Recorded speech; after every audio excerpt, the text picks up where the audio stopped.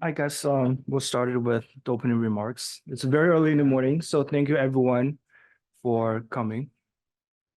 Okay, I guess so. Can you hear me now? Okay, this is better. Yeah. So thank you so much for coming. This is very early in the morning, so we really appreciate your attendance. Well, thank you for joining us this morning to hear the Undergraduate Humanities Fellows project surrounding the theme of revolution. We'll take attendance shortly so we can keep you safe when the revolution comes. That's kind of my 9 a.m. Joke for you. And I expect some laugh from you. But jokes aside, despite spending the past 9 months contemplating on revolution, I'm not sure what it is. The good old Merriam-Webster defines revolution as a sudden, radical, or complete change.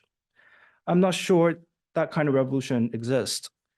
As a historian, I understand that nothing is ever sudden. As an idealist, I recognize that nothing is ever complete.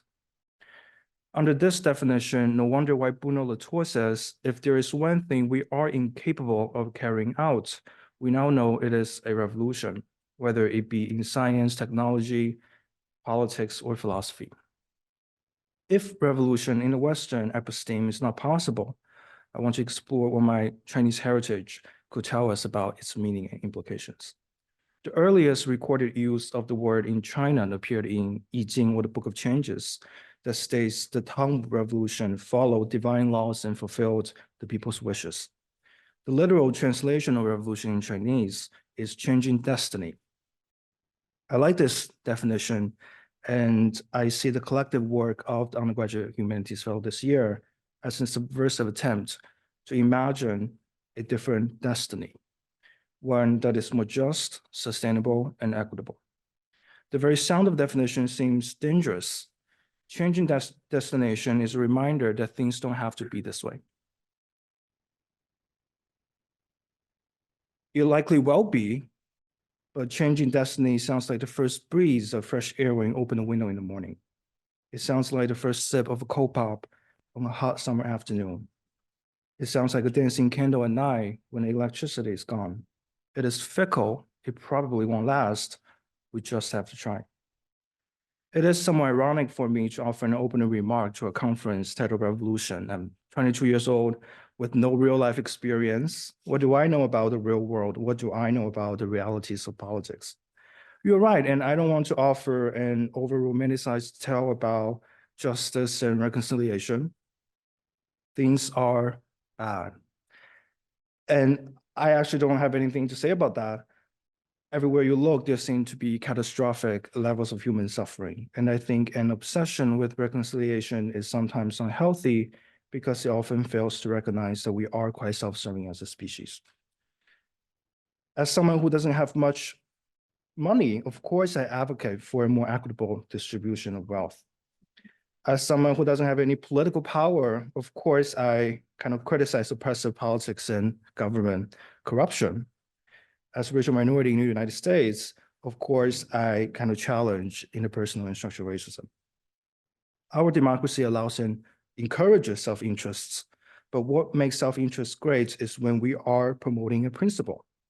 The civil rights movement during the 1960s is an example of how many African-American activists seeking the principle of racial equality for all people and not just African-Americans. Many exploitative and oppressive agendas, on the other hand, are only self-serving without principles. But again, it's almost naive of me to talk about greatness and principle in this political economy. Who needs to be great and dead when you can be powerful and rich? But I personally don't want to live in a society full of oppression and deceit.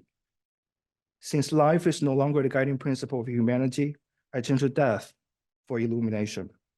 Sergio, one of our undergraduate fellows this year, researched Santa Muerte, or Our Lady of Holy Death, a saint in Mexican folk Catholicism in a new religious movement.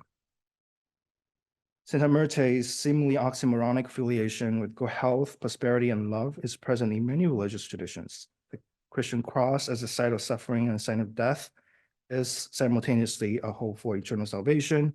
In Hinduism, Shiva as the god of destruction is also a reproductive and regenerative power. Creation follows destruction. and the same logic applies to revolution. A social and political revolution often leads to the establishment of new politics and new regimes. If, and this is a big if, you still care about others, personal revolution can lead to enlightenment. A personal revolution is never sudden nor complete. It is a daily struggle that attempts to change the worst in us. The parochial and hateful parts of us must die for the more accepting, compassionate, and generous parts of us to be reborn. Today's conference is an invitation to be radically and courageously kind. People are afraid to do good. People are afraid to be good. But I don't have to tell you what kindness entails. Only evil needs to be explained, and only villains need elaborate backstories. Obviously, do whatever you want. It's not like I can stop you. But if you want to learn something other than profit, you are in very young and capable hands. Let's change our personal and collective destinies together and today. Thanks. And Hertha will say a few words about the Undergraduate Humanities Fellows this year. Thank you, Charlie, for this wonderful start to a day full of revolutionary thoughts, ideas, research. Our conference here today is organized in 3 panels as we bring together the Undergraduate Humanities Fellows that have worked tirelessly for the whole last year with the help of, multiple professors and advisors and thesis people and everyone under academia that has helped us be here today. And so today we bring stories from studies of literature, religious studies, sociology, philosophy, and history, among others. The first panel, Revolutionary Thoughts, will discuss decolonization and labor rights. The second panel, Revolutionary Bodies, covers anti-racist, religious, reproductive, and environmental reforms. And our last panel, the Revolutionary Dimensions, will focus on Slavic studies and their relationship with revolution, both in theory and practice. Final remarks will be provided by Dr. Josephine Paik, Director of the Undergraduate Humanities Forum, whose help and support has been instrumental in making today happen. So we thank you, Professor Paik, for being here today and helping us throughout this whole year. And finally, everyone please. And finally, I do have a few more thanks before we start. The Undergraduate Humanities Forum, its meetings and events would not be possible without the support of the Wolf Humanities Center staff, as well as the collaboration of faculty advisors, panel moderators, and librarians across Penn's campus. We deeply appreciate the work of Director Jamal Elias, Associate Director Sarah Varney, as well as administrative coordinators Pamela Horn, Stephen Perez, and Aaron Bailey, and thank them for their constant support and eagerness to expand undergraduate humanities research, and for letting us live out our dreams of putting together a conference during the second half of our undergraduate experience. We thank you all for joining us today, and we welcome the first panelist up to the stage. Thank you.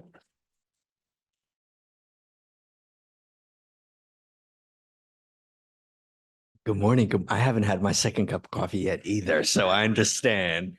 Good morning. All right. There we go.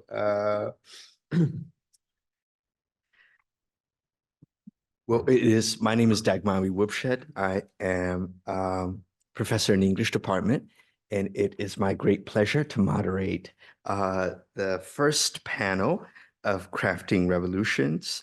The panel is titled Revolutionary Thoughts. We have 4 fantastic presentations from what I can glean from the abstract, and a wonderful way of starting the day. And I should also say it's wonderful to be back, be a part of an event orchestrated by the Wolf Humanities Center. Okay, so we have, as I said, 4 presenters. Alex Yim, who is in the English department. His paper is titled Kubo Walk's Character, Global Modernism in the Literary World System, followed by Jiayi Li, who is working in intellectual history and economics. The paper will be translating the Marxist teleology into rural China, the conceptualization of the feudal relation of land and the Agrarian Revolution under the United Front, 1924 to 1927. Followed by Yijian David Zhou, philosophy and psychology major, The paper is titled The Genealogy of Colonial Racism in the Works of Frantz Fanon. Last but not least, Jean Paik, also an English major. Her paper is entitled Embodied Resistance, Collectivizing the Body in the Literature of Korean Women Factory Workers. So looking forward to your presentations.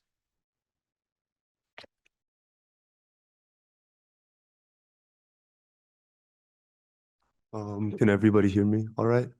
Okay, first presentation. Let's see. It's very cold right now, but yeah, as Professor Woubshet mentioned, my project is titled Kubo Walks, Character, Global Modernism, and the Literary World System. So my project has two ambitions, one modest and the other more challenging, or one could even say revolutionary. The first is to introduce Park Tae-won's 1934 novella, A Day in the Life of Kubo, the novelist, in broader conversations regarding both global modernisms and global literature in the 20th century. The second is to spend some time lightly testing what happens when we place the titular character Kubo, or character at large, at the center of our understanding of the literary world system. My project emerges out of questions posed as to how we address 20th century global literature in discourses of a literary world system, realism-modernism dichotomies, and how a focus on hyperlocality affects our dimensions of genre, scale, and vernacular. What I contend is to shift the hyperlocal to not just place, but character. In other words, I ask what it means to have character as the locus for literary analysis. My work is motivated by how contemporary literary scholarship at large seems to ignore the role of character in creating plot and our affective relationship to the novel form. Current scholars of Korean modernism focused their studies on the role of representation and vernacular in attempts to map Kubo across global modernism networks.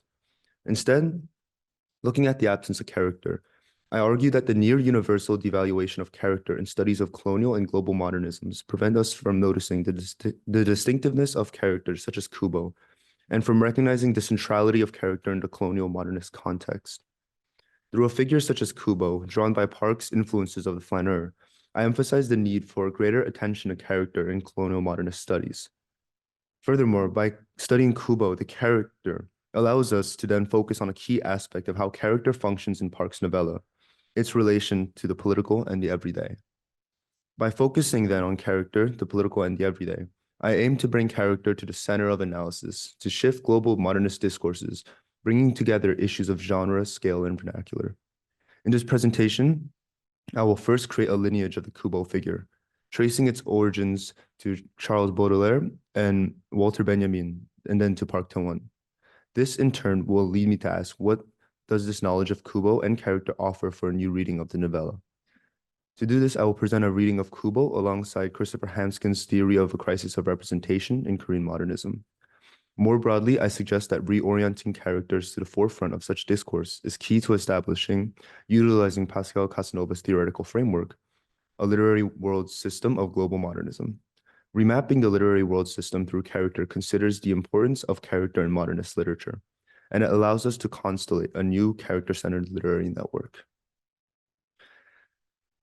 Park Tae-won's A Day in the Life of Kubo the Novelist tells the day of its titular character, Kubo, a freelance writer as he navigates around colonial Seoul to fix his ongoing writer's block. Throughout the novella, we are made aware of Kubo's cynical worldview as the story moves across his various interactions with the people around him. Written under Japanese imperial rule, Kubo asks, what is the relationship between literature and reality itself? What are our roles and responsibilities of the artist in the face of colonial crisis? Situating his work amongst these questions, Park Tae-won created a literary group called the Circle of Nine in August 1933. The Circle of Nine wrote across many Seoul cafes, and it always held the same number of members. With their primary motto of art for art's sake, the Circle of Nine, invoking the art and writing style of their European modernist influences, occupied a distinct formal, stylistic, and apolitical presence in Korean literary history. Park Tae-won, like his Circle of Nine interlocutors, were primarily drawn to the Anglo-American high modernist aesthetic, with many of the members being introduced to modernist literature during their time in Japan for university. This is clearly evidenced in Park's writing. Through his linguistic experimentation, elliptical language, and most notably in Kubo, the disjunctive juxtaposition of both image and time, Park's writing exhibit many of the similar traits as his influences. This, however, asks the question, What about the Kubo himself? The Kubo traces its lineage back to the French flaneur. From its own etymology, Kubo coming from the Chinese character for walking. Similarly, the flaneur comes from the Old Norse for flana, to wander with no purpose. The term flaneur was then introduced into the French language in 1872 through Pierre Larose's dictionary, defining the flaneur as both curious and lazy. Yet the flaneur was only introduced within the literary sphere in Edgar Allan Poe's short story, Man in the Crowd. This story, like Kubo, tells of a narrator wandering aimlessly around London. It was through this literary introduction that Baudelaire, in his essay, The Painter of Modern Life, fully explicates the framework of what a flaneur is. Quote, for the perfect idler, for the passionate observer, it becomes an immense source of enjoyment to establish his dwelling in the throng, in the ebb and flow, the bustle, the fleeting, and the infinites. Thus, for Baudelaire, the flaneur finds its enjoyment from seeing the world, yet never actively partaking in it. For Park's Kubo, we find a similar provocation. Kubo often resides in a tea shop, always holds a walking cane, and never actually writes. In other words, Kubo is an idler. Furthermore, in the context of modernity, Walter Benjamin offers a new reading of the flaneur to combat rapid consumer capitalism and industrialization. In his seminal work, The Arcades Project, Benjamin claims, the idleness of the flaneur is a demonstration against the division of labor. For Benjamin, the 20th century brings about a new political element to the flaneur. What implications does this make, however, for the Kubo? Park and the Circle of the Nine were largely viewed within the boundaries of conventional definitions of what it means to be modernist. Most notably is that the Korean modernists were deemed to be apolitical. In fact, this reading is often the most relevant in contemporary scholarship. Indeed, by examining the role of language, style, and form, such a conclusion seems reasonable. Looking at the Kubo, however, we can see a clear political inclination. In the context of 1930s Korea, as noted previously, intense Japanese censorship practices oftentimes limited the explicit political writings of Korean authors. This is what led to the eventual dissolution of many literary groups. Yet in the case of Kubo, however, one would notice the lack of any mention about colonial Korea. The only explicit references of Japan are through Kubo reminiscing about his time in Tokyo and the woman he fell in love with. In Christopher Hansken's The Real Modern, Literary Modernism and the Crisis of Representation in Colonial Korea, he presents his theory that colonial modernism is unique in its way of writing under what he calls a crisis of representation. He defines this crisis of representation as far from immersing itself in the pursuit of a purely non-referential linguistic pleasure. Rather, Korean modernism strove for the presentation of, for lack of a better phrase, a realer real in an attempt to overcome this crisis of representation. Focusing his analysis on the Circle of Nine, he suggests Korean modernism is not an escapist technique nor a derivative of Western modernism. Rather, it is both a clear reaction and engagement with the colonial context, and that is also takes part in a more generalized crisis of representation. In other words, what separates colonial modernism from modernism at large is how it deals with the implications of a crisis of representation, or how to write when language itself fails. There was primarily psychoanalytic readings to represent the crisis of representation in Korean modernist context. Hansken gestures towards his notion of the colonial double bind, quote, be like us, but not too much. Korean modernism, though influenced by its Anglophone high modernist predecessor, is still limited. For Hansken, this limitation is through language. What I suggest through an emphasis on the centrality of character, however, is that we can employ this crisis of representation not through limitations of language, but through differences of character. This shift towards character then reveals a broader methodology towards mapping out a global modernism and a literary world system. Although we understand Kubo to come from the French flaneur of the 19th and early 20th century, we must acknowledge many of Kubo's key distinctions. For starters, Kubo, unlike his flaneur counterpart, approaches the world from a much more cynical viewpoint.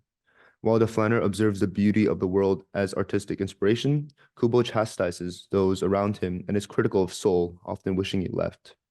This viewpoint is what leads to the primary issue of the story, his writer's block. Though they may be destitute, the flaneur is an artist firstly. No matter their material conditions, a flaneur always creates. Furthermore, they are people of the crowd. They occupy heavily socialized districts across Paris. This, however, is not the case for Kubo. The tea houses he frequents are often filled with people, like himself, who are jobless and cynical.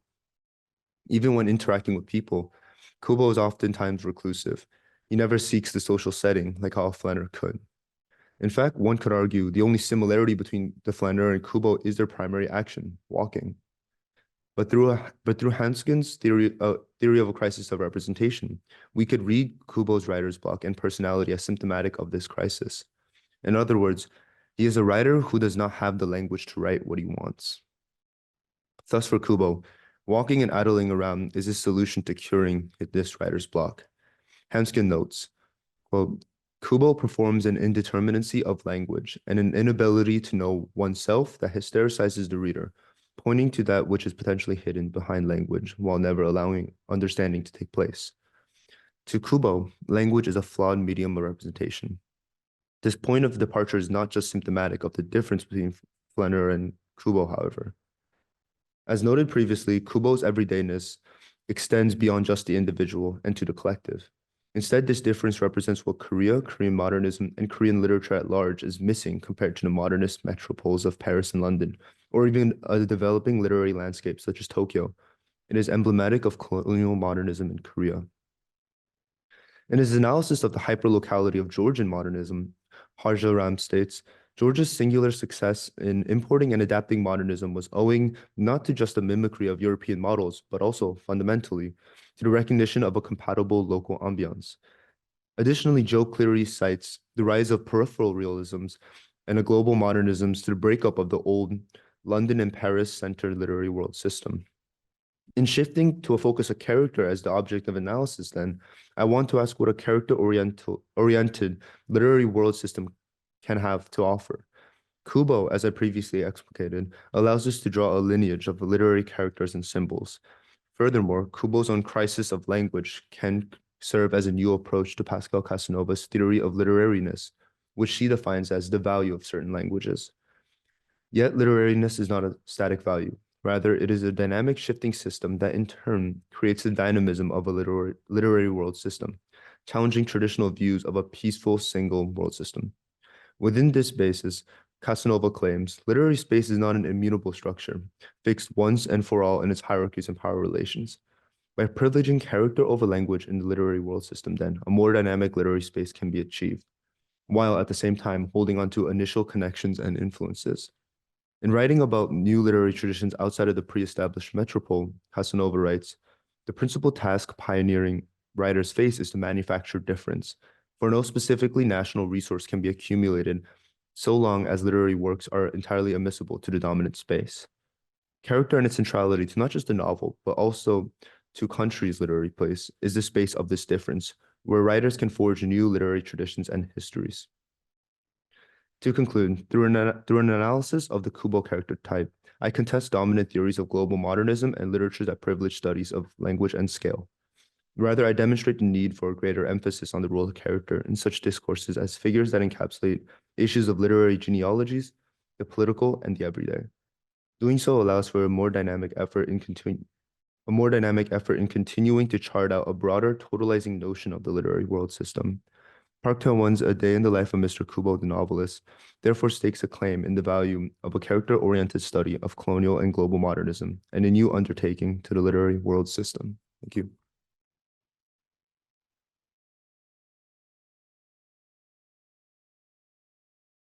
I guess we are shifting gears from Kubo to the Chinese Revolution. For my presentation, I'd like to take you all back to China in the year 20s. This was a time when the alliance between the Nationalist Party and the Communist Party was forged under the guidance of the Communist International. Its story goes back to 1920, when the Second Congress of the Comintern passed its thesis on the colonial questions, where it proposed a blueprint for how revolutions should be launched in those colonial and backward countries.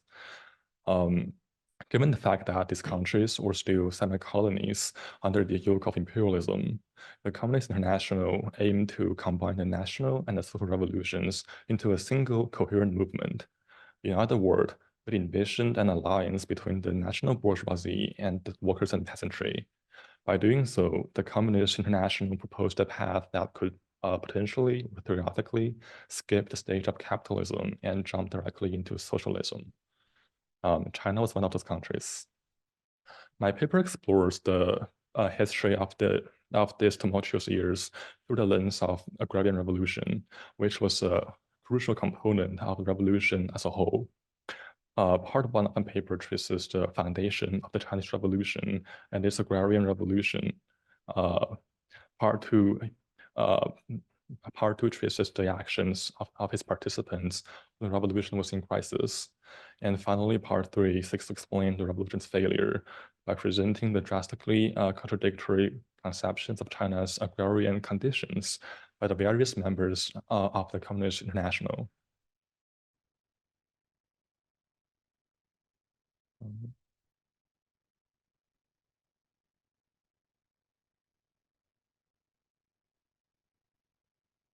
Is there a...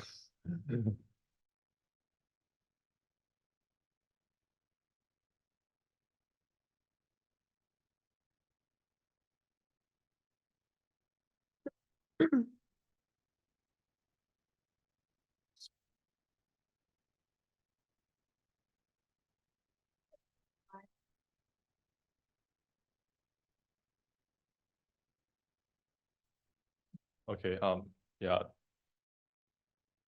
Could you proceed to the next slide, please?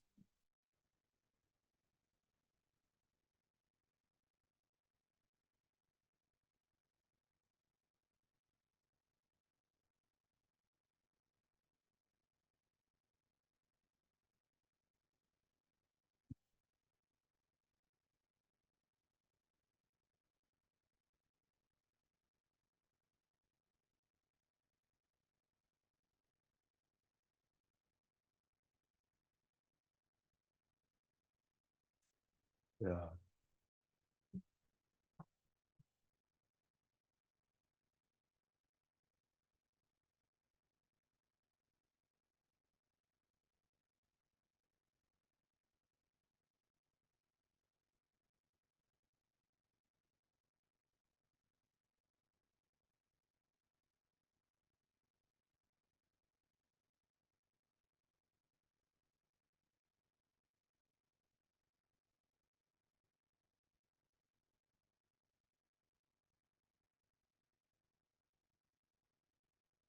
It's all good. Cool.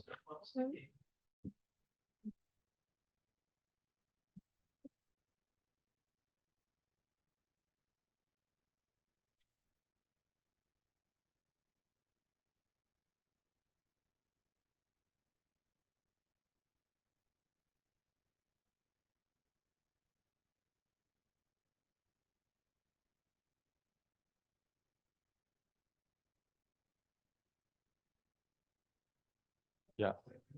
Oh.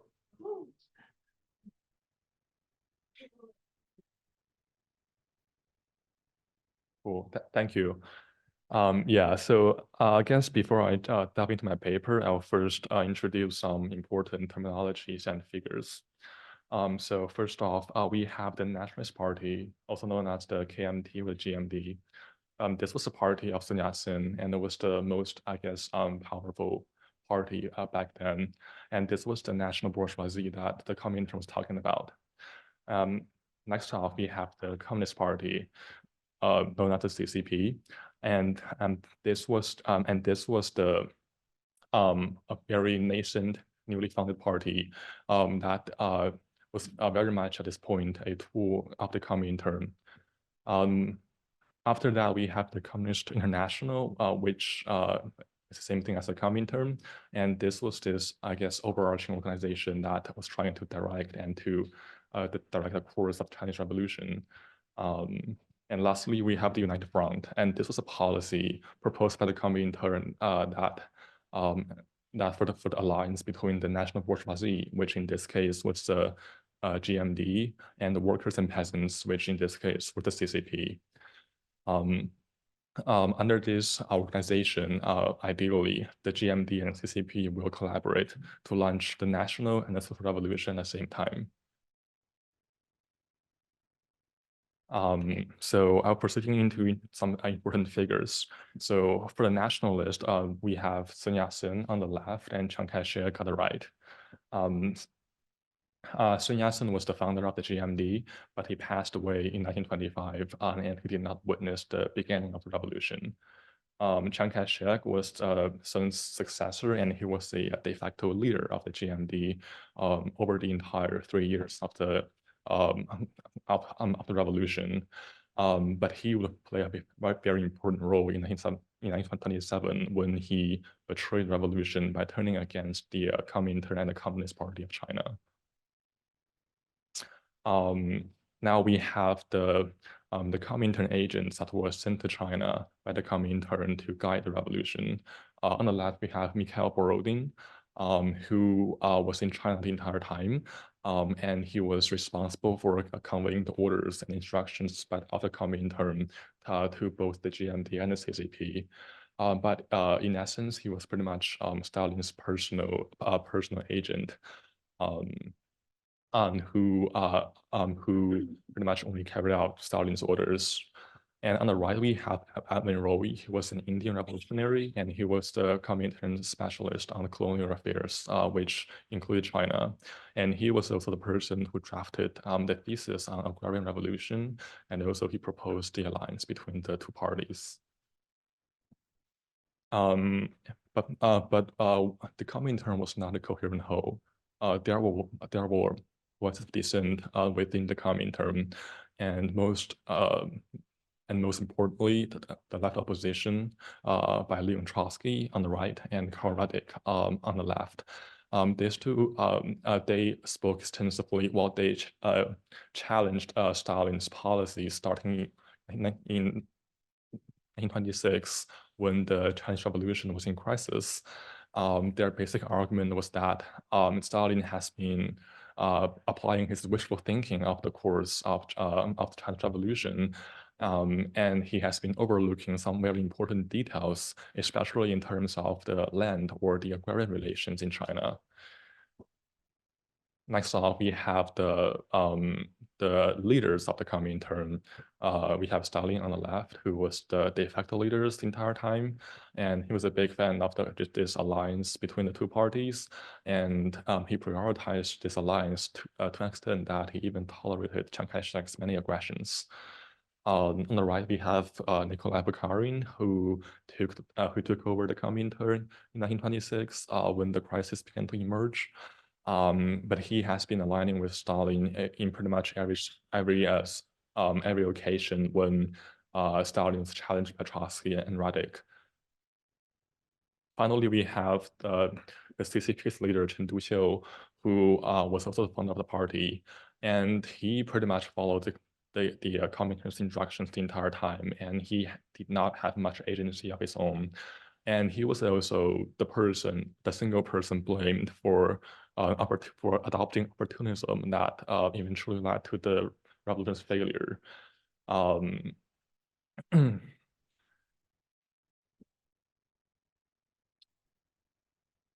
Okay, I guess that was a lot. So I hope that now you are familiar with, I guess, the background story of the revolution.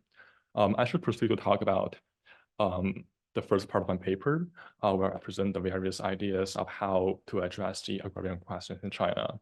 So Roy was the person who first came up with this idea that the revolution should be combining the two parts, the national one and the social one, and also it should be conducted under this alliance between the GMD and the CCP. And Borodin was the person who was sent to work to work in China, first with Sun Yat-sen and later with Chiang Kai-shek, to implement these agendas. Yet importantly, Borodin had no intention to share every single detail that the Comintern had in mind with the GMD, because a crucial part of that plan was to have CCP gradually taking over the control of the revolution and eventually replace the GMD. However, Sun Yat-sen has some very different conceptions of how the agrarian problem should be addressed. based on his principle of people's livelihood, which was part of his the 3 principles of the people, he proposed a reformist agenda that only called for the regulation of capital and the more just distribution of land ownership. In the future, which means he did not seek to launch any land reform or agrarian revolution, as contrary to the Comintern's idea. He had famously referred to his proposal as socialism, not of the present, but of the future. While naturally Borodin was not a fan of Sun Yat-sen's plans, and the two broke into many arguments. And the problem was resolved finally when Sun Yat-sen compromised with Borodin and adopted Comintern's introduction and adopted the Comintern's idea. One important thing about this entire strata of ideas governing the agrarian problem is that everything was built on the premise that there were remains of the feudal land relations in China. Because like only such relationships could enable the GMD and the CCP to come together to face a common enemy. Neither Sun Yat-sen or Chiang Kai-shek later had explicitly acknowledged such a fact, and this issue would brought up again in 1927 when the revolution was in crisis. So I should proceed to the second part where the revolution was in crisis. As I have just said, the very foundation of this alliance or the entire revolutionary program was based on these feudal land relations, which was firmly upheld by Stalin and Bukharin the entire time. To that end, they prioritized the alliance between the GMD and the CCP, and even tolerated Chiang Kai-shek's many aggressions, because they believed that they could deal with Chiang later. Stalin famously said in one of the Comintern meetings that they could get rid of Chiang just as getting rid of the lemon was being squeezed. So that was Stalin's wishful thinking. However, Trotsky and Radek challenged Stalin and Bukharin by questioning such a premise. They argue that Stalin and Bukharin has too much wishful thinking about China's realities and were merely transposing the Russian situation onto China. They took a step further to question the nature of GMD, for if there weren't such feudal remains in China, then what's the nature of the GMD? Are they even revolutionary from the beginning? And could they be trusted anymore? So Trotsky and Radek called for the CCP to be cautious of GMD and to establish its own army in case of growing aggression from Chiang Kai-shek.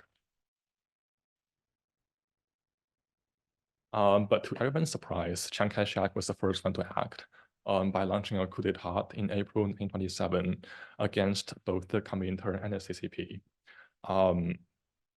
And here we also see the intensified factionalism within the Comintern between the two camps, one with Stalin and Bukharin, and the other one with Trotsky and Radek.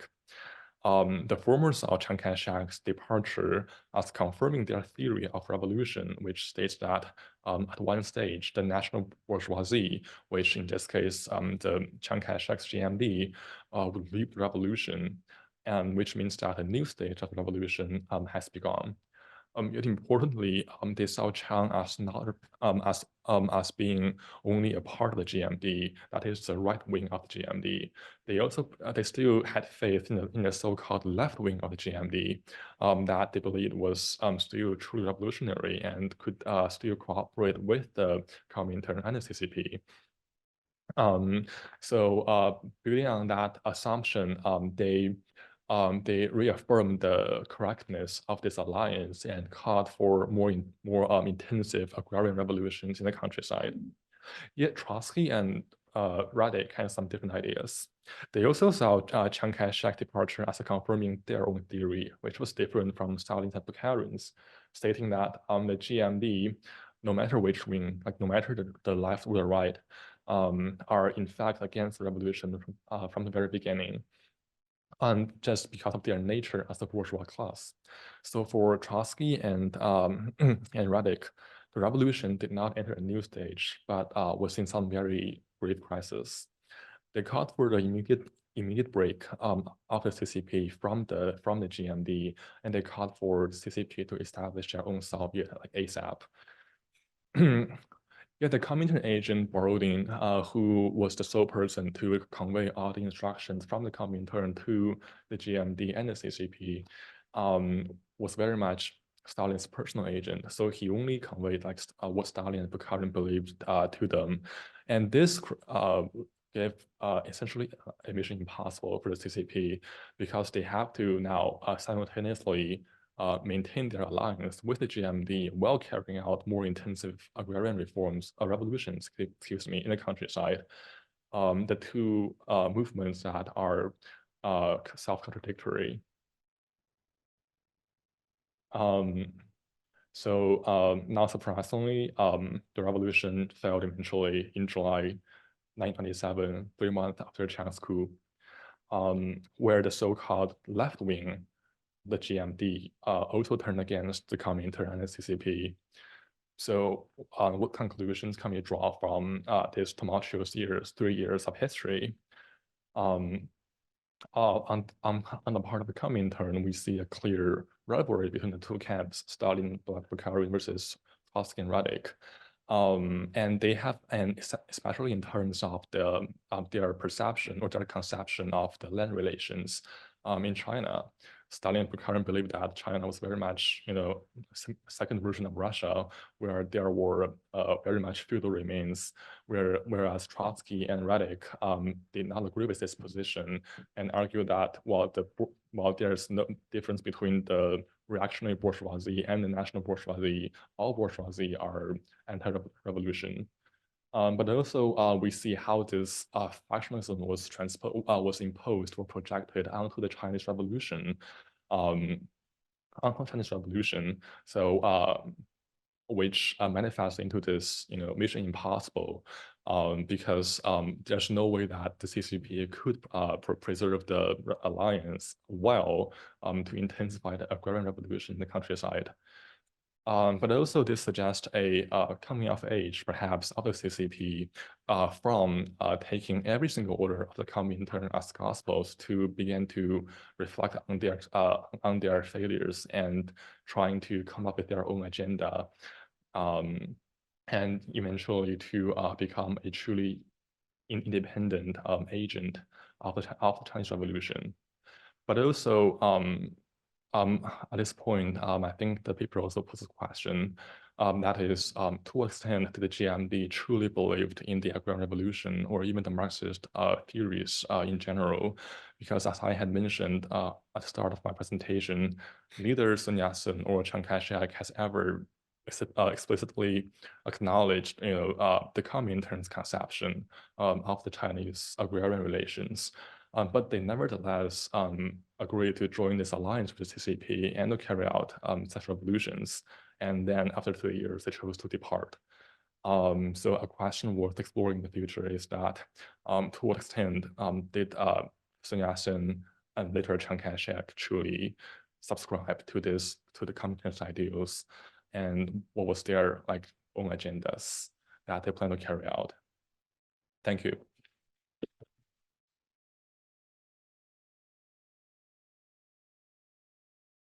Right, so if you have your little Wolf Humanities handbook, you can find under my name a very well-written abstract, but it's not the one that I'm going to present today. So there has been some miscommunication and the fault is mine. But I won't apologize because my presentation is just going to be as interesting as the one that I advertised. So I'm going to talk about the genealogy of colonial racism in the works of Frantz Fanon. And Frantz Fanon is perhaps one of the most famous theorists of colonial racism in the past century. And a lot of political groups try to claim the legitimacy of Fanon's body of thought. So it's a bit surprising that there's no scholar of Fanon who provided a systemic account of his attempt to debunk the racist and imperialist ideologies of his day. And this gap is what I'm trying to fulfill. So in the first part of the essay, I reconstruct how Fanon demonstrates that racist and imperialist ideologies of his day are epistemically flawed and socially harmful. And the second part of this presentation is going to be highlighting a previously overlooked dimension of Fanon's critique of colonial racism, subversive genealogies. So the second part of the presentation is going to show that Fanon uses subversive genealogy to critique colonial racism. And this is a dimension that has been previously overlooked by scholars of Fanon. So in Black Skin and White Mask, Fanon uses and appropriates Jungian psychoanalytic conceptual apparatus to analyze colonial racism and to show that it is harmful and it is false.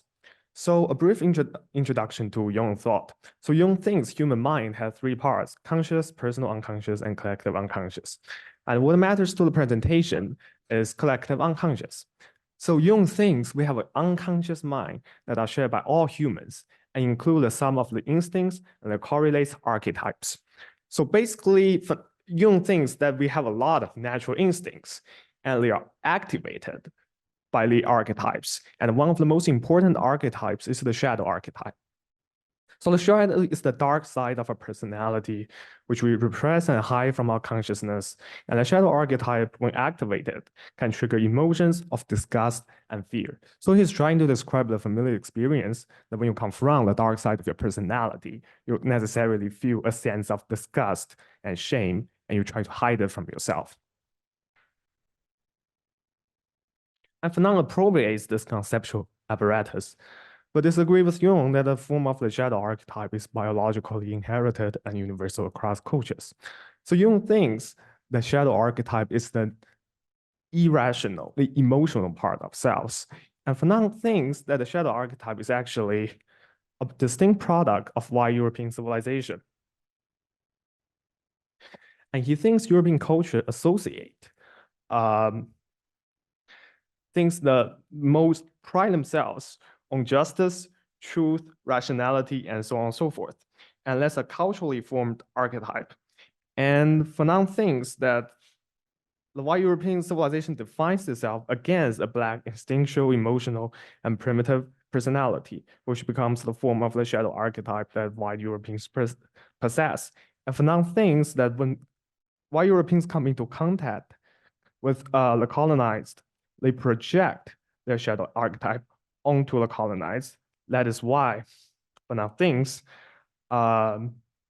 this is so, the racist and imperialist ideology are so socially harmful and also so stagnant. So just to wrap up this part, so Fanon thinks racist ideology and imperialist ideologies are the products of the psychological needs of white Europeans to project parts of their personality that are deemed unsettling and unacceptable by their culture onto the colonized subjects. And in the second part of Fanon's career, no, actually, that's not right. So when Fanon's career gradually progresses and Fanon becomes more and more politically involved, even though he was very much politically involved from the start, Fanon started to grow away from his psychoanalytic apparatus and adopts a relatively, I would say, traditional Marxist analysis towards colonial racism. So what I mean by a relatively traditional Marxist analysis is that he thinks ideologies are products of the economic base. And there's a relatively tight connection between the ideological superstructure and the economic base. And Fanon basically tries to show it by arguing that colonial racism progresses in stages that correspond to the development of industrial organization in the colonies. So for instance, when the colonizers first settle into the colonized space, they adopt a very cruel biological racism because a lot of exploitation, subjugation need to be involved when they first occupy the colonized land. And biological racism is the corresponding ideological structure. And cultural racism started to emerge when they have settled down and they need cooperation with the locals to develop their industry and so on and so forth. That is why cultural racism gradually developed and replaced biological racism. So to conclude this part, in the early stage of his career and the middle stage, Fanon adopts a Jungian conceptual psychoanalytic analysis and Marxist analysis to critique racist and imperialist ideologies. And Fanon shows that racist and imperial ideologies are products of, I would say, a unitary cause.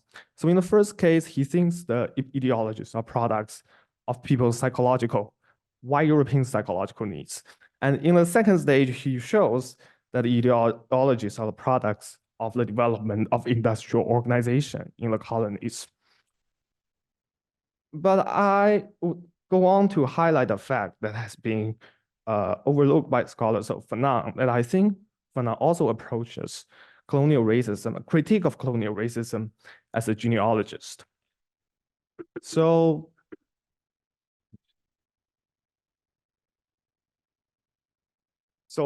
genealogy broadly defines a narrative of how something comes about, which can be a belief, concept, or practice. And there's a lot of famous genealogists in the history of philosophy. So I'll just pick one to use an example to show what is a genealogy. So the most famous one is perhaps the one written by Friedrich Nietzsche on the genealogy of Christian morality. So he wrote a book called Genealogy of Morality. And in that book, he's trying to show that Christian morality, the truth of Christian morality, which we take to be self-evident, are actually products of historical contingencies. So for instance, a lot of people take for granted that compassion is a virtue. But Nietzsche asks, why? Why do we grant self-evident truth force to the axioms of Christian morality? And he thinks, well, that's not because there's God or something, but it's because of the product of historical contingencies. And the use of reviewing the self-evident practices, concepts, practices to be a product of historical contingent events is usually called subversive genealogy in the philosophical literature. So another very famous example is Michel Foucault. And Michel Foucault tries to show that, well, we think prison is self-evident. I'm sorry, using prison to imprison people is self-evident. It's a long-term practice. We have used it since many centuries ago. Foucault shows, well, that's not right. It's a practice that has been adopted since only 17th century. And so it's a product of historically contingent events.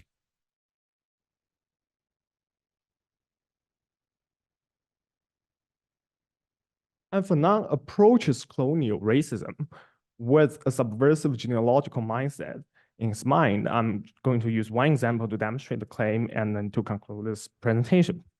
So for instance, one of the prevalent stereotypes of the colonized is that they're liars, that they kept lying, and they're pathological liars. They lie on whatever occasion there is. And Fanon thinks, why is that? So he pointed out several factors. So for instance, the medical doctors in the colonies are trained in a particular school of medical thought, which posits that behind every symptom, there must be a physical basis or there must be a lesion. However, the illnesses that trouble the North Africans, the colonized, seem to be without lesions because Fanon points out it's psychological. It's because of the creation of colonial situation that degrades the colonized, that cause a lot of psychological problems, which manifest through bodily symptoms. That's why medical doctors assume that the patients are lying because they cannot understand why they will feel a certain kind of illness without a physical base. The second reason is that the judicial institution in the colonies and in the West general and still today usually demand a confession from the criminals and the convicts. So the avowal of one's crime from the judge generally, according to Fanon, signifies two things. It means one acknowledges the wrongness of the crime and one is prepared for reintegration into the group. However, Fanon points out the colonized are not willing to be reintegrated into the group because they do not belong to the group in the first place. So that's why they refuse to confess to the judges. And there's also additional reason that I didn't put on PowerPoint, but I just talked through it. So Fanon also thinks that a lot of the lying is actually justified because they want to run away from their work. And there has been a lot of work in the colonies and the colonizers are not willing to accept the work because of a lack of sufficiency of ideological institutions in the colonies. So what I attempt to show is that there are a variety of historical and contingent factors as to why the colonizers are perceived as pathological liars. So for instance, the medical knowledge could have been organized in another way, but it just happens to be that the medical knowledge is organized in a way which possesses a physical basis behind every illness. And the judicial institution, as Michel Foucault has shown, is also formed by historically contingent factors, and is also even more historically contingent that they demand a confession from the criminals. So there was a time when the judicial institution does not demand a confession from the criminal, and the judges see no point as demanding a confession from the criminals. But as the judicial institution in the West gradually progresses, they adopt the practice. So the thought or the ideologically self-evident truth that the colonized pathological liars is a product of a variety of historically contingent factors rather than just one cause, such as the psychological need of the white Europeans or the economic base of the industrial organization in the colonies. And I think reading Fanon as a genealogist opens up a lot of conceptual space for discussion between Fanon and other genealogists like Michel Foucault, and to recognize that Fanon has adopted different ways of critiquing colonial racism. And by studying the way that he uses this critique is very illustrating for philosophers who work today and who try to debunk racism. And that's the end of my presentation. Thank you very much.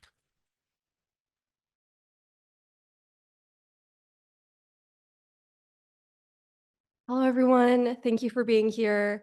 My name is Jean, and I'll be presenting my project, Embodied Resistance, Collectivizing the Body and the Literatures of Korean Women Factory Workers. I want to start my presentation with this image, which is one of the first materials that inspired this research project. This painting is displayed in the Masan Changwon Women Workers Association office, collectively drawn by 9 workers and depicting the 1989 labor strike at the TC Electronics factory within the Masan Free Export Zone. Although there is limited information I could find about the social life of this painting, beyond what was reported in this Korean regional newspaper, I was fascinated by how this painting illustrates an incendiary scene of labor resistance, organized and led by South Korean women factory workers.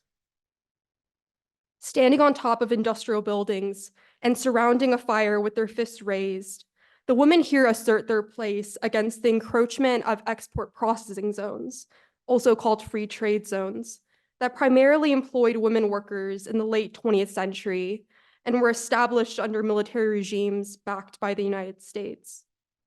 Free trade zones, as offshoots of the economic development strategies of South Korea during this time period, demarcated a kind of domestic enclave, a separate physical, legal, and economic space designed to attract foreign investors and provide them with the ideal conditions to produce commodities for export. In these zones, young women were placed in highly precarious labor conditions, underpaid, considered easily replaceable, subject to dangerous working environments, and exploited by their companies, typically owned by American, Japanese, and other foreign corporations looking for outsourced labor. The Masan Free Export Zone was one of such industrial centers established in Korea in the 1970s to 1980s. Through my examination of images and writings by Korean women factory workers and materials produced about them, I consider how these different texts grapple with the particular forms of dehumanization associated with factory labor. The prevalent assertion in worker-authored writings that workers are humans, not machines, is a direct challenge to the dominant characterizations of those who work on the industrial assembly line.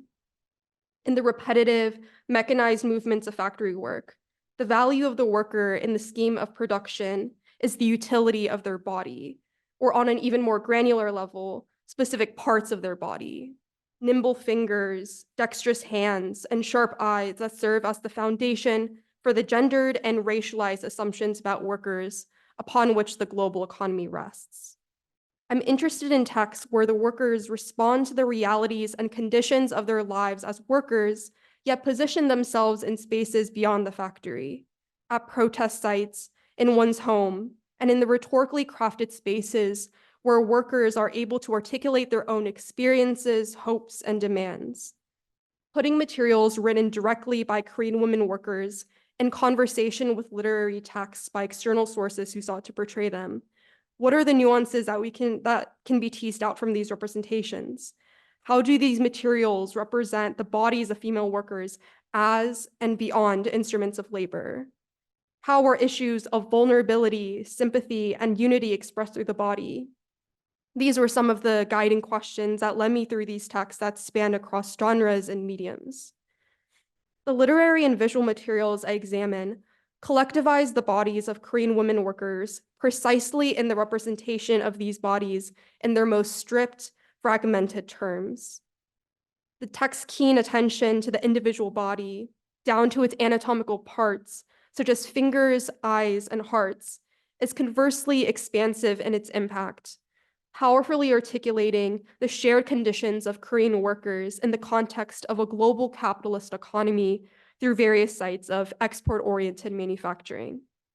I specifically attend to the body due to its generative presence in the literatures written by factory workers and the materials produced about them.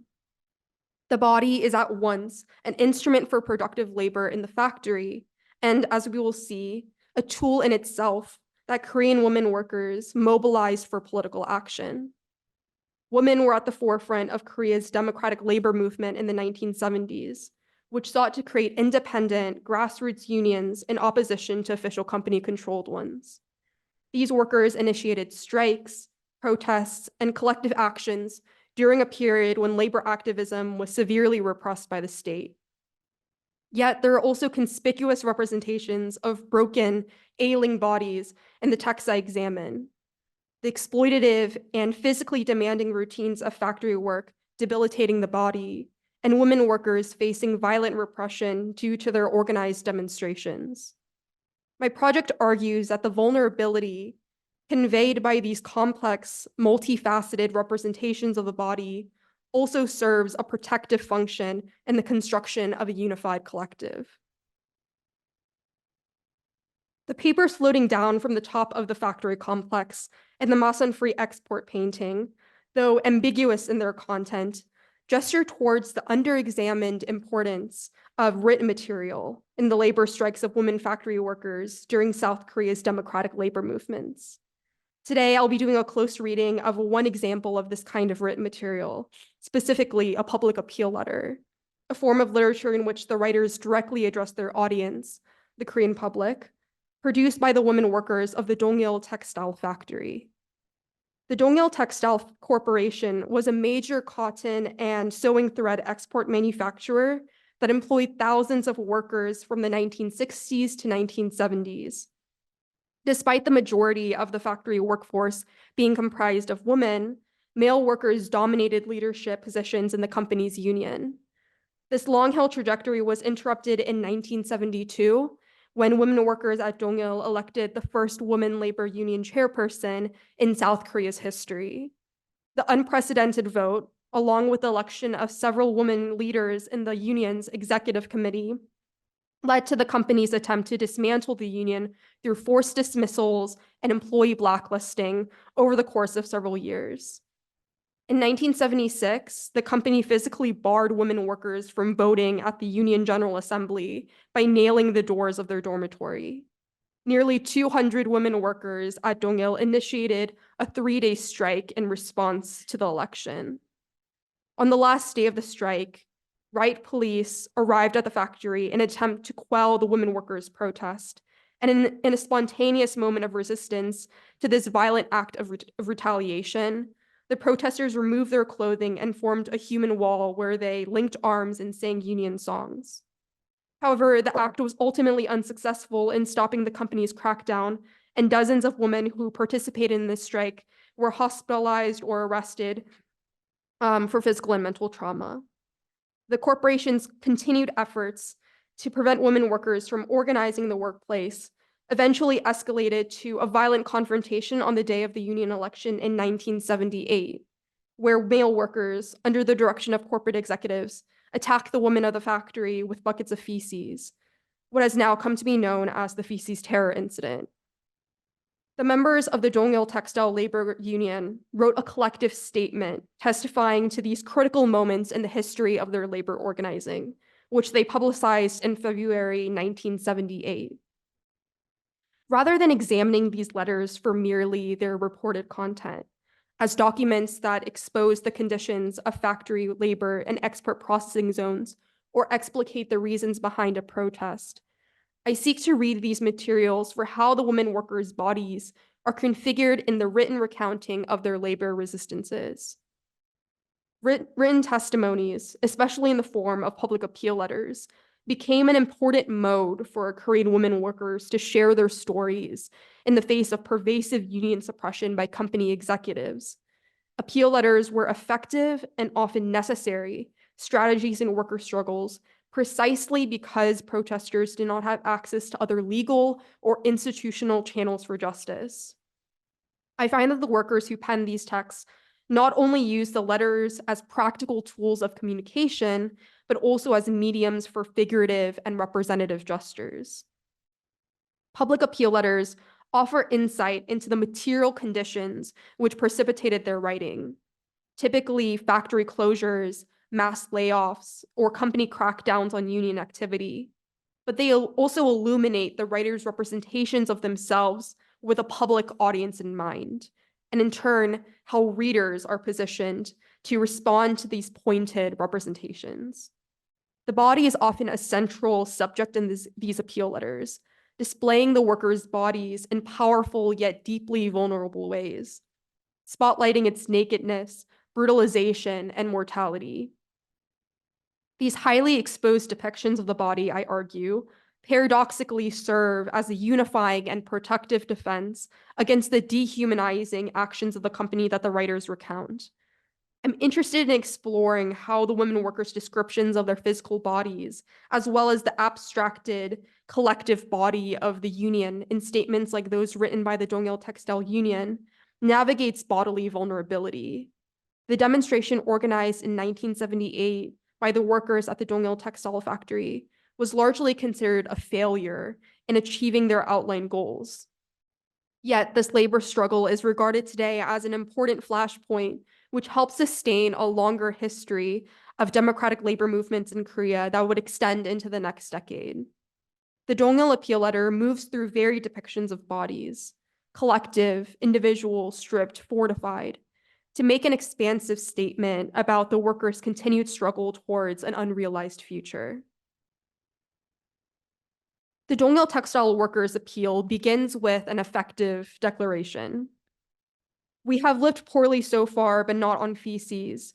We cried out like this as we spat out feces when some gangster-like workers harassed us, following the order of the company to dismantle our union. Beginning the letter with a spoken pronouncement in the voice of the workers themselves is a powerful yet unusual start to the text. The first sentence immediately establishes a third-person plural perspective with an insistence on the collective we, rather than beginning with an individual first-hand account that might be expected in a written testimony.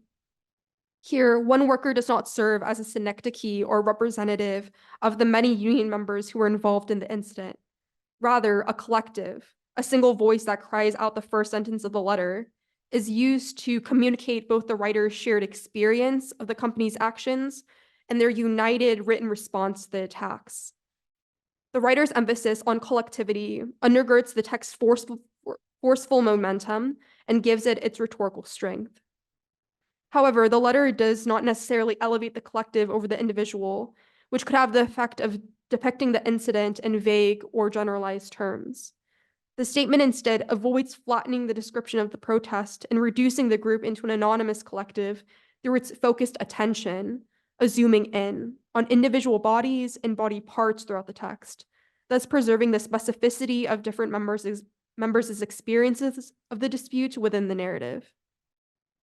The writers of the Dongyal Appeal Letter navigate how various members confronted the company's repression during the feces terror incident through the sight of the body. In describing the company hired workers' harassment of the union members, the women narrate, "These men, wearing rubber gloves, brought in buckets of feces and poured them on our heads, and also stuffed it in our mouths with their hands and rubbed our faces with mops. We could not open our eyes because of the feces, and we could not hear anything because of the feces stuck in our ears. These company-hired gangsters grabbed our heads, pulled our hair back, and even bit our lips with their teeth like wolves." The letter intricately details how the men's violence targeted multiple parts of the women's bodies, their faces, mouths, eyes, hair, lips, moving between all of these individual fragments in their description of the conflict. Although the writers underscore how nearly every part of their faces were affected by the attack, the narrative still maintains the third-person plural we, which frames the company's assault as one that was collectively received and endured by all of the workers at the scene. The balance between the plurality of the bodies and body parts involved in the confrontation and the general amalgamated body of the union allows the readers to view the scene as a mosaic, where the collective encompasses the distinct multiplicity of those within it. Later in the text, however, the letter shares the experiences of individual members, including one of our number who was seriously injured on one hand after being hit by a broken bottle and needed surgery and 7 stitches.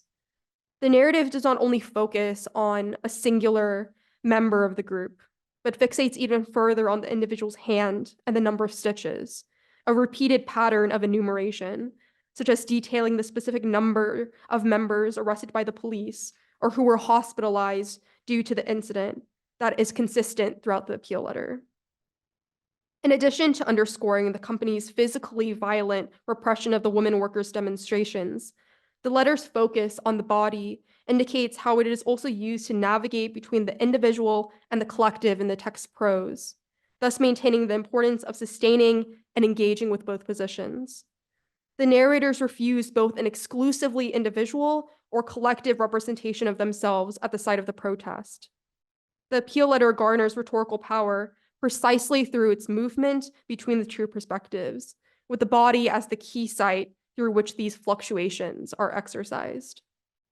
At the site of the Dongyal workers' demonstration, and in the appeal letter's recounting of these protests, the stripped body is not just a tool for labor, reduced to mere parts that serve the purpose of capitalist accumulation, but a vehicle for active resistance to the workers' position of subjugation.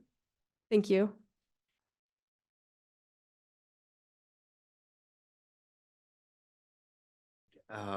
Fantastic. Another round of applause. Great presentation itself. So we have ample time for Q&A. Now, I'm just gonna maybe, to get us started, ask questions to the panel. I'm not going to try to synthesize the 4 different presentations, but what stood out to me in thinking about revolutions is, we get such a composite perspective. So we get, for instance, in Alex's presentation, why the literary matters, right? And how we think about character in a kind of comparative global framework. And also how we think about modernism, right? Via a much more kind of democratic, capacious, expansive perspective than merely the European one. And maybe, Alex, the question to you would be, because you kept on repeating to qualify modernism, right? So Korean modernism, global modernism, colonial modernism. And Kubo, this flaneur figure, is contending with kind of the crisis of, you said, representation.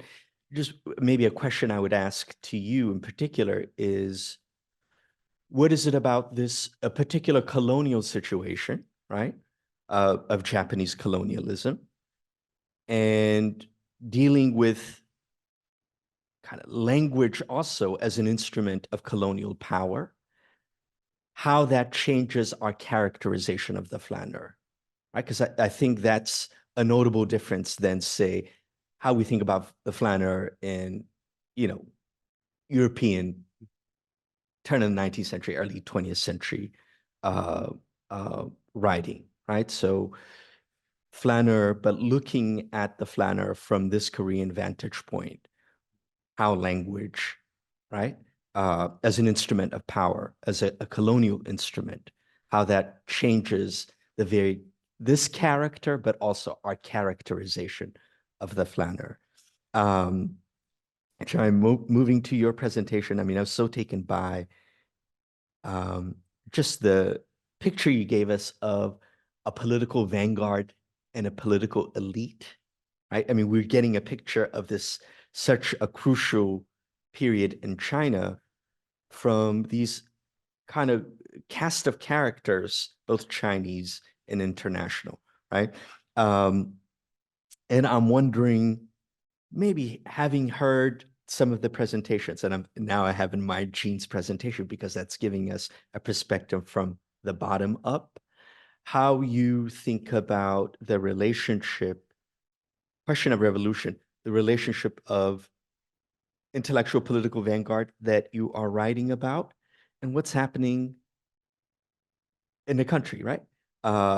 So in effect, some kind of question that's cohering here about vanguard and the demos, right? The public in fashioning revolution.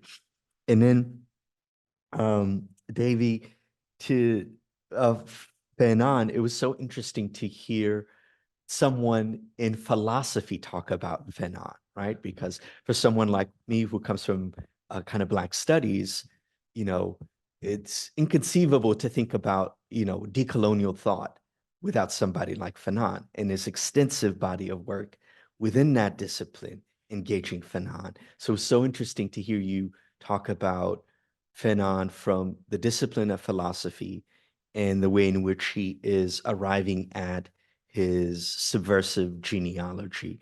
So I'm wondering how maybe you would think about Fanon through philosophy, but I don't know if you were to gesture to how he's been thought about in other disciplines and how that can animate maybe your inquiry. And then lastly, to Jean, yeah, I love the attention on, of course, the embodied response, right? As both individual action, but also collective action. And then the appeal, like your wonderful reading of the appeal. Now, your presentation, you're talking about really something we're contending with, in terms of free trade zones that are in the Korea, we see them pop up in the 1970s, but they're everywhere now. They structure, global capitalism today. And because your presentation comes, we're talking about folks are presenting early in the 20th century. If you could maybe think about, just put what you're doing, this at the tail end, something that speaks to us in our own present, how it speaks to the kind of revolutionary thinking that's coming before, right? I mean, one notable, I'm so glad your presentation was part of this panel because you also introduced gender matters in such an important way, right? But maybe just some thoughts to get us started, and then we'll open it up to the audience. Yeah, I guess I can start. Yeah, so I guess on the first part about language that you mentioned, so I think for me, like a large reason why I was drawn to even working with colonial Korean literature was it has a very, like, I think, unique relation to the typical colonized or colonized in a literary context. That is, most of the authors I work with from Seoul, they all did university in Tokyo or in Japan, and most of them do not even really speak a Western language. So their access to these literary influences were purely through Japanese. And even the Kubo character, right, its etymology stems from its Chinese predecessor. So I think that was it's colonial, like Korea's relationship to language for me is something that I was really drawn to when working through this. And yeah, and then I guess for the second part about like kind of I guess my framing of modernism. So I think another frustration I had, at least when coming up with this topic, was kind of how to deal with the modernism question, right? And I think there's so many panels, so many like books dedicated to it. But I think for me right now, the way I'm kind of working through this modernism slash realism question is kind of to almost go against like larger periodizing claims that modernism tends to have.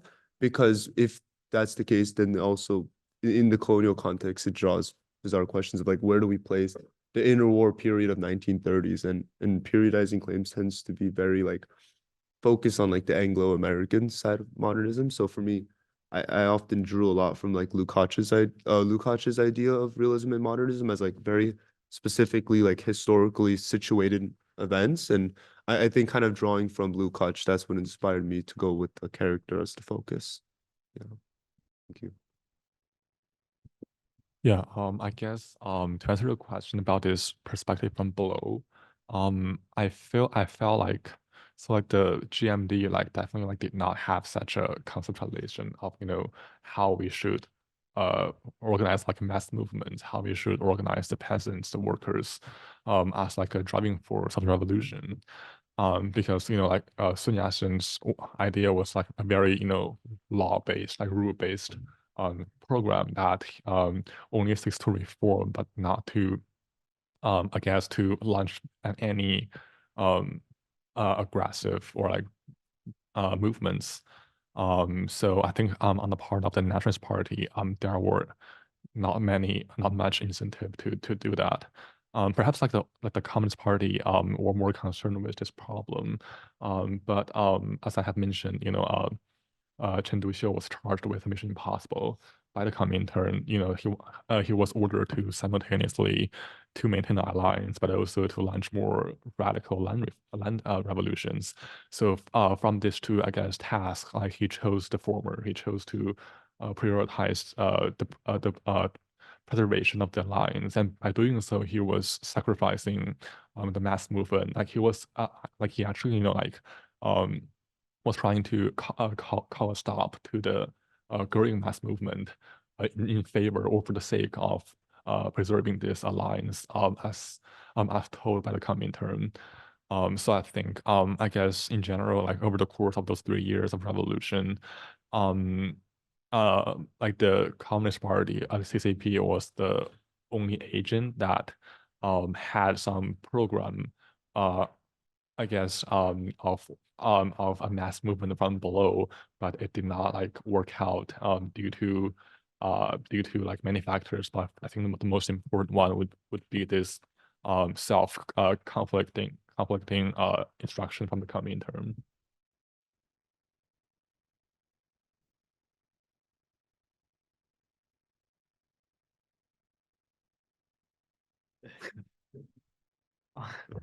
Yeah, so I just want to assure that I hear the right question again. Yeah, no, I mean, I was just simply saying, Oh, yeah, okay, yeah. yeah, so I just repeat what you said. Okay, Yeah.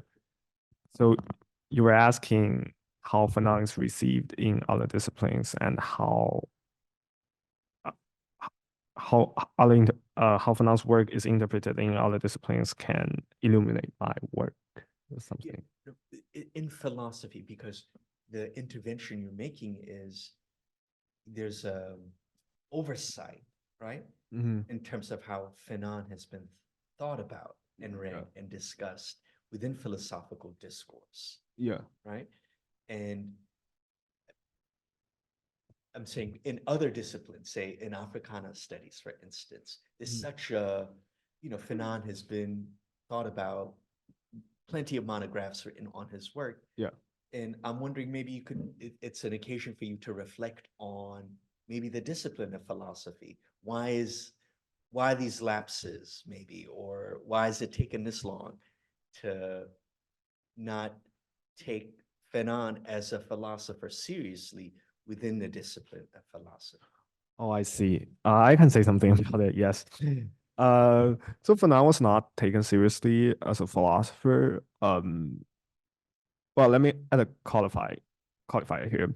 So Fanon was not taken seriously as a philosopher by many philosophers who work in the analytic tradition for a lot of reasons. So Fanon is very active within politics of his own day, and many political groups also try to claim his legitimacy.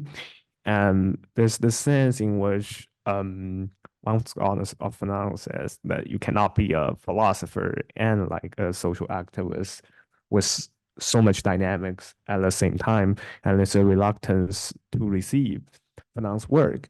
And Fanon also made a lot of claims that can seem like outrageous, like you can use violence, and violence may be intrinsically valuable in the struggle against colonialism. So there has been a lot of reason why Fanon is not taken seriously. Also because the way that Fanon writes is just not a standard way that a philosopher will write. But I think there have been some like renewed interest in Fanon that grows over the years recently, perhaps because of the political climate, and also because people start to find a lot of valuable things in Fanon.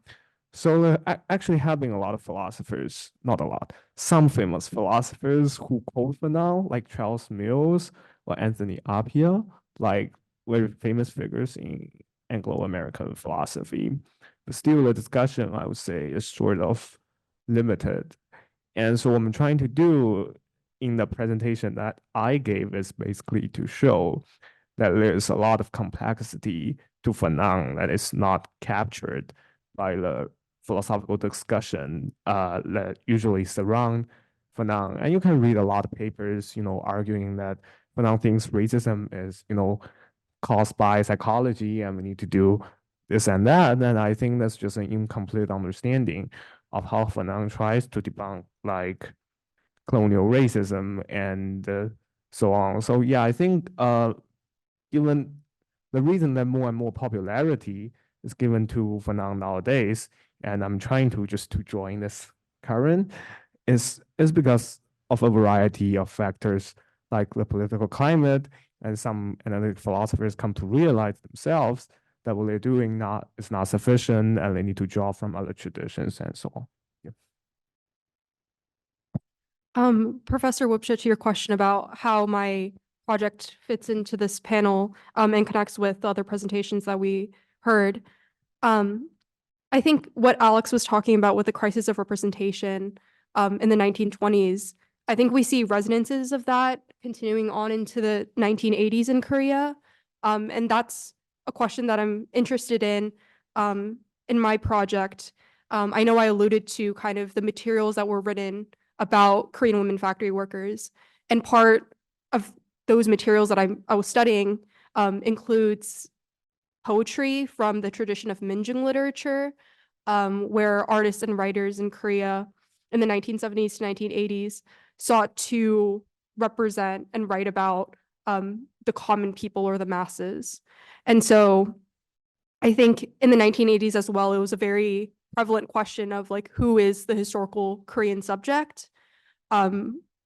Drawing from all these histories of colonialism, the Korean War, and the ongoing presence of militaries in Korea. And so I think that question still persists in the time period that I'm interested in.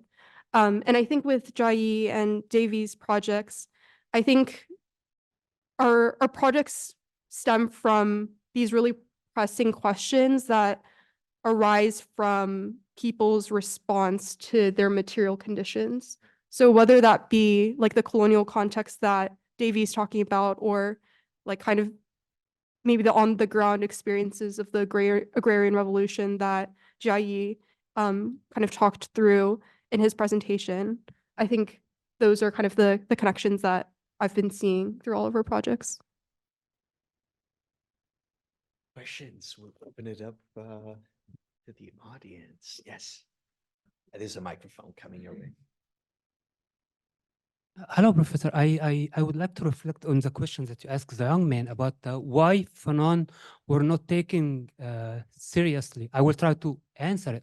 I think because the category on which Fanon was writing is much bigger than Fanon himself. With the same idea, when we talk about Marcus, for example, Marcus is a better example to answer the same question about Fanon. People are talking Marcus. The problem with Marcus used to think that he's normal to grab a book from the shelf and criticize it as if you are an expert. But Marcus literally doesn't know what the book that he's talking about, but he's comfortably just start criticizing any book. So here we are. We're talking about all those people that follow the tradition of Marcus, think that what Marcus did is normal. While actually, if we search historically, we realize that Marcus came from the Protestantism tradition. Martin Luther, you know, who when he comfortably so that he has the right to come and just take the Bible and just come have his own personal thought about it. And the people who created that European tradition, it was the Catholics themselves who, when they start, instead of embracing the dissent and taking it objectively, and they call them, okay, no, you are Protestant, just go do whatever. So they, by rejecting the freedom to speak of the speech within theology, by rejecting the freedom to interpret the main book that we have, we end up having all this false existentialism. Sartre throughout his life, he always have difficulty explaining to us what existentialism is. However, he was very articulate. He explained it by default when he rejected the Nobel Peace Prize, when he said, I don't want it to be an institution. We have the right to criticize something wrong is happening around us, and we have to give it our best chance to correct it. So by doing this, he explained to us what existentialism is. So did I say something? Do you know what I'm talking about? Yeah, of course, I'm following. And then maybe, I thought you were going to pivot to ask them a question, but thank you, I appreciate that. Thank you. Thank you for all of your work, everybody. It was wonderful hearing it. I have two questions. One is, where are the women in some of the genealogies that through presentations we're dealing with within Chinese revolutionary and agrarian politics and in the elite, right? So that's kind of a bigger question that has to do with who gets written into, right?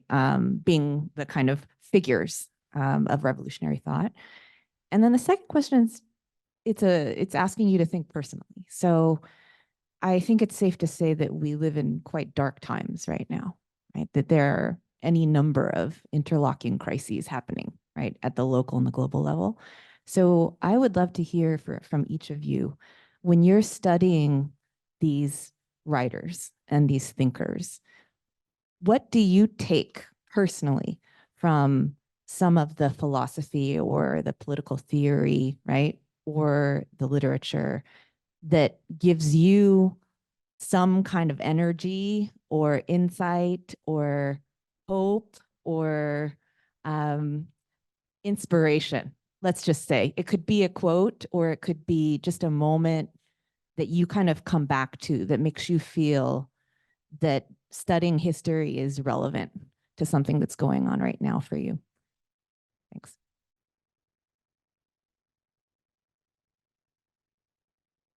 Okay. Oh. I'll say something. So actually, when I was giving the presentation, there was a slide in which you can see a picture with Algerian women in hijab, and I was actually going to talk about it, but I ran out of time, so I didn't get a chance to do so.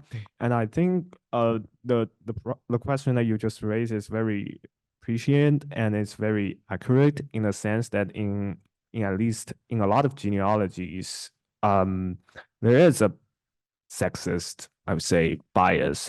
So, for instance, a lot of scholars from Michel Foucault have argued that Foucault's genealogy just has a very sexist bias to it, and I would actually say that for Fanon's genealogy, it's kind of similar, and there has been a lot of discussion that Fanon is a misogynist person, and he just leaves a lot out of his genealogy, and I would agree that yes, and that's the purpose of actually reading, I think, Fanon as a genealogist, because by seeing how he constructs his genealogy, we can see his biases, his dispositions, and his tendencies.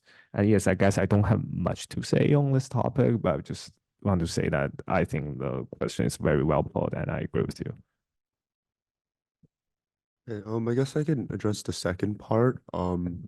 Yeah, I guess at least for me personally, it was really challenging being able to tackle a topic like revolution, considering the genocide of Palestinian people in Gaza at the moment. And I think last semester, or I guess a cohort working on revolution was an incredibly like intellectually, but also like more important, a personal struggle.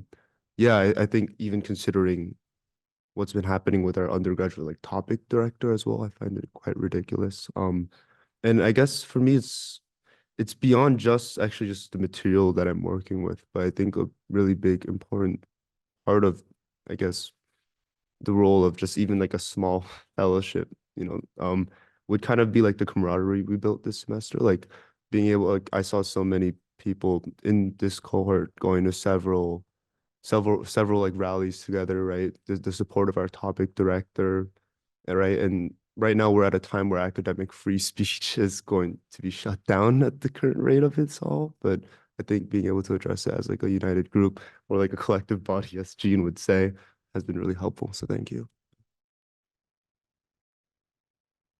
Yeah, so thank you for your question. I guess addressing your question on the absence of women's voice in the trans revolution, I think it's a very accurate statement, but also it's I think to my knowledge it's just like how things were back then.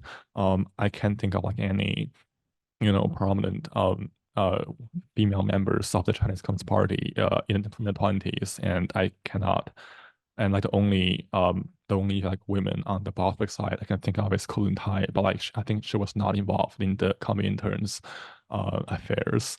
So yeah, I think that very much reflects this fact that at least like the topic I'm doing it's a very heavily male dominated I guess situation that you just cannot discover or to uncover like what like the other aspect in terms of gender was.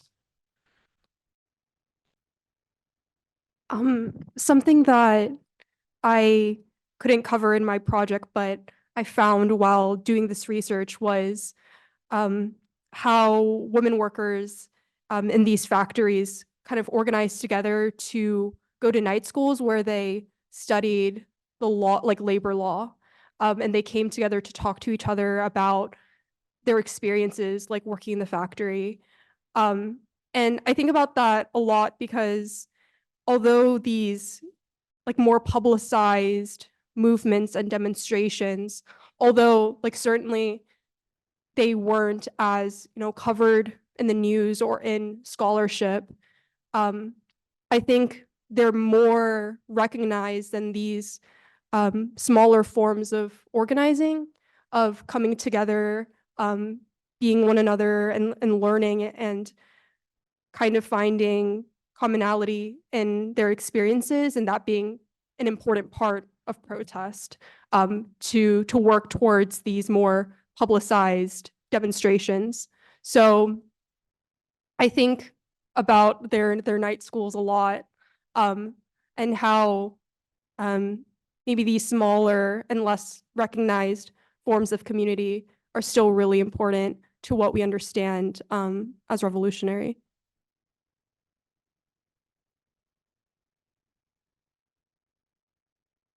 Question from the floor?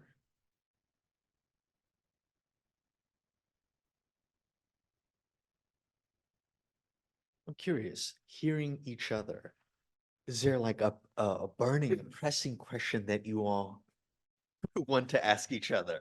Or have, of course you all have been working, collaborating together, but something about an occasion like this where you're hearing each other's work may prompt a question. I wonder. I'm going to give you all an occasion to dialogue with each other.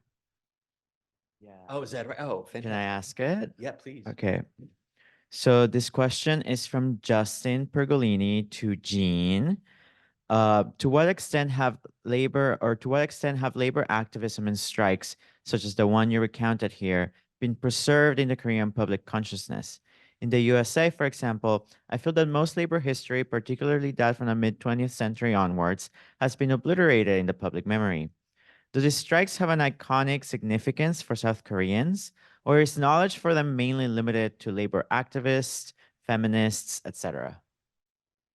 Yeah, I think, I can't speak for, like, I guess, current people's memory of these labor strikes since, I haven't talked to people like in Korea about maybe their experiences of these movements or like what they've heard about it.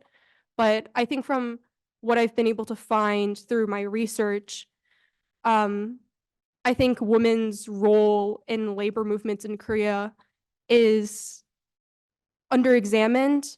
And just to use the painting that I talked about in my presentation, to begin my presentation, I thought that image was so fascinating, but it's very hard to find any information about it. And I kind of talked about in the beginning of my presentation how this one Korean newspaper, regional newspaper, was the only source that I could find that reported on it. And so I think maybe that speaks to the underexamined aspect of labor activism and women's role in labor activism in Korea, just because these things are maybe not as widely reported or remembered today. Thank you.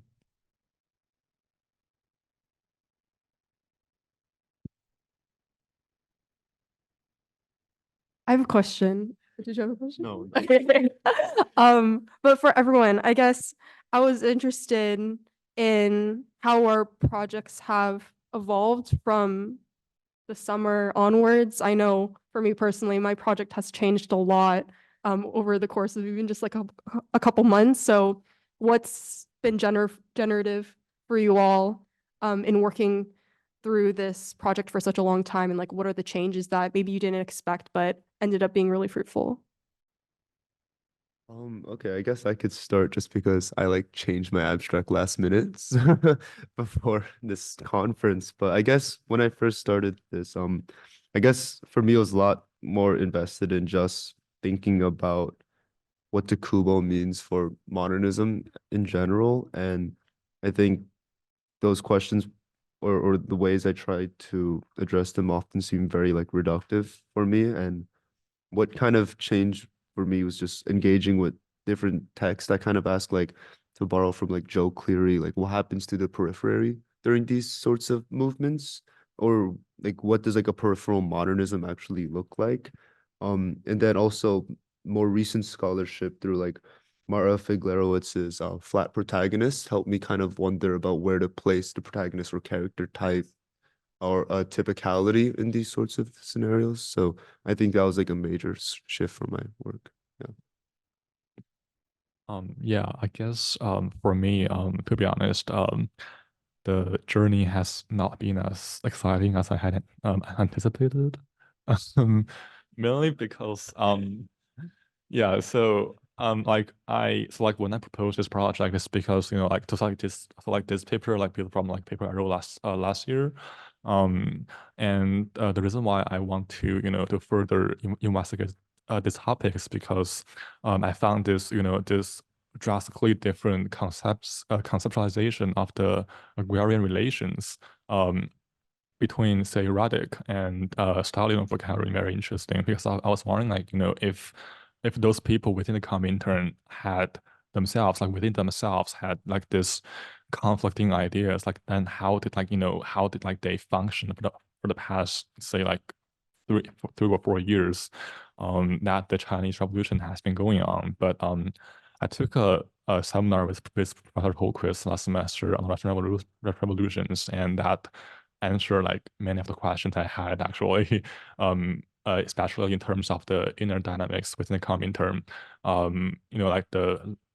The Trotsky's left opposition, where Trotsky, Radic, Zinoviev were challenging Stalin and Bukharin. So I guess yeah, so I guess many of my questions that drove me to this were covered by Professor Focus class. So yeah. So the project that I started with was actually a historical one. So that's the wrong abstract. You can read on Wolf Humanities Handbook. But as my research progresses, I feel I don't know history at all. So I revert back to doing what I know, which is philosophy. So that's the presentation that you can hear, that you just heard right now. Yeah, of course, with pleasure. You said that Kubo, if I'm not mistaken, you said that Kubo have it was I wrote your code. Kubo is a writer without a language. Yes, yeah. Yes, if I'm not mistaken, for Plato, back in the days, the first philosopher, words are concepts, right? So if you will call yourself a philosopher, you need to come with new concept. You need to come with new words. You know what I mean? Pretty much you create your own language and you present it to the people, whether the people will accept the vocabulary and the concepts that you come up with. That's what make a philosopher a philosopher. If you didn't come with a new things, with new vocabulary, with a new language, with a new concept, right? It just you better follow. Okay. So I guess on the question of, I think, language in the text I'm working with. So the main plot of this novella is we have Kubo, who's a sort of freelance writer, but he actually struggles heavily with writer's block. So we never actually have any instance of him sitting down and writing, despite always carrying a notebook with him. And I guess to kind of, in terms of the way I'm approaching the text, is to kind of think about it in line of a crisis of representation. So the crisis of representation is kind of as I mentioned earlier with Professor Woubshet's question, it's, we have these Korean modernist writers under colonial, like a colony under Japan, having to learn literature in Japanese, but then have to write in Korean to avoid Japanese censorship. So we already have a sort of distancing there, but then there's an even larger distancing in how to approach their versions of Anglo-American or European high modernism through a Japanese translation, right? So one of the instances, for example, Li Taejun, he's another member of the Circle of Nine. His engagement was with Ulysses happened purely in Japanese, and he actually has never engaged with it in English in any sort of form. So I think to address a question of at least the concept would always go down towards a questioning of how language can work to represent a group. And it's also there's a very large political element of how can you go across this representation without a certain form of censorship. That makes sense. Yeah. It's Christian-based civilization, right?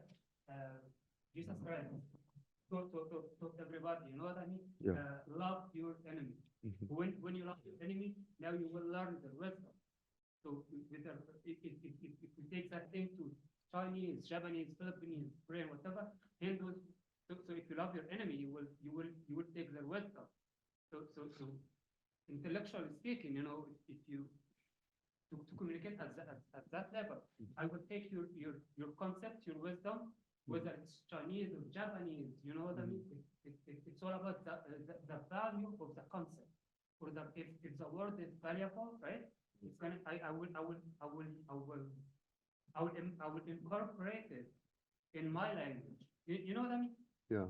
So this is we are talking now we're talking what we came up with a new word, globalism, right? So we need to internationalize the good concept, whether it's Chinese, whether it's and I think it's happening. If the Chinese have something good, have a good word, right? We should embrace it. If I'm not mistaken, you said that revolution in Chinese it's revolution in Chinese, it's new life, something like that. Yeah, That was you, right? yeah, it's like launching a new life, something like that. Right? Revolution of the word revolution. It's new reinvention or new way of life. Am I correct? That wasn't Direct me. meaning of the word revolution in Okay. Chinese. Yes, Yeah. yes. Sure. Yeah. Yeah. Okay. Yeah, I think that's a new way to look. That's a new bridge from language to language. You know, how the Chinese choose to interpret the word revolution is. Yeah, I guess at least for my project specifically, like the major gambit I'm arguing for is like also in part like a turn away from the role of language and into like you said the word like globalism, but kind of approaching globalism and literature through character itself. And I think character offers a way to kind of like not only distance itself from conversations of purely vernacular or language, but also serve to constellate larger issues of genre, language, scale, and like history itself. So I think, yeah, I don't know. I think my project wasn't as concerned with language or vernacular, but also like the big argument at the end of the day is like what happens if we were to place character as like sort of mediator of that. Yeah. Thank you. Maybe we could wrap up. Thank you for a wonderful presentation and the discussion. And it's Crafting Revolutions is off to a great start.